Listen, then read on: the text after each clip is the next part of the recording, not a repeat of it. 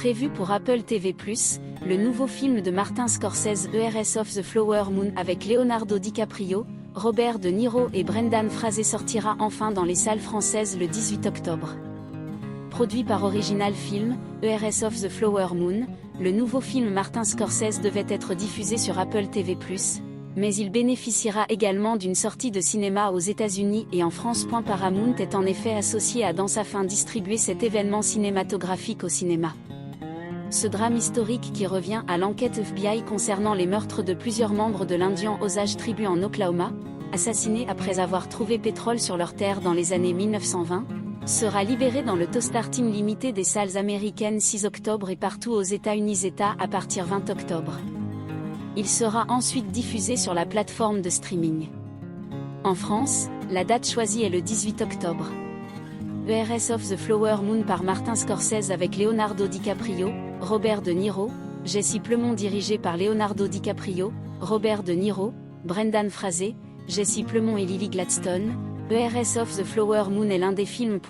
Il est adapté du livre homonyme du journaliste américain David Grann, publié en 2017.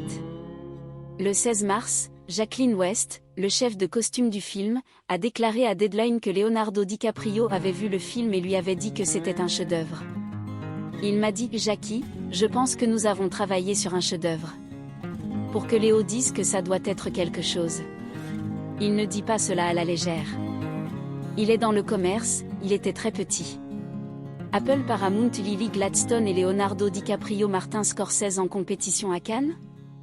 Dans une interview avec Variety, Thierry Frémaux ne cache pas son désir d'amener Martin Scorsese sur la croisette. Nous sommes en discussion.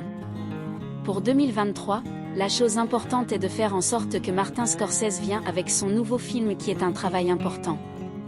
Le dernier point, le temps qu'il est venu avec un film était pour After Hours en 1986. L'annonce d'une date sortie cinéma juste avant Révélation. La sélection Cannes n'est donc pas triviale. Le délégué général du Festival de Cannes confirme que pour être sélectionné dans la compétition officielle, les films doivent nécessairement être diffusés dans les salles. Thierry Frémaux spécifie ainsi au magazine américain Le Monde Change, mais Cannes est un festival du film qui défend les théâtres. Mais l'arrivée des plateformes et leur contribution au monde de la création sont tout aussi importantes à l'échelle mondiale. Les règles françaises dans la chronologie des médias évoluent déjà et continueront de le faire. Le conseil d'administration du Festival de Cannes consacre beaucoup de temps à cette question.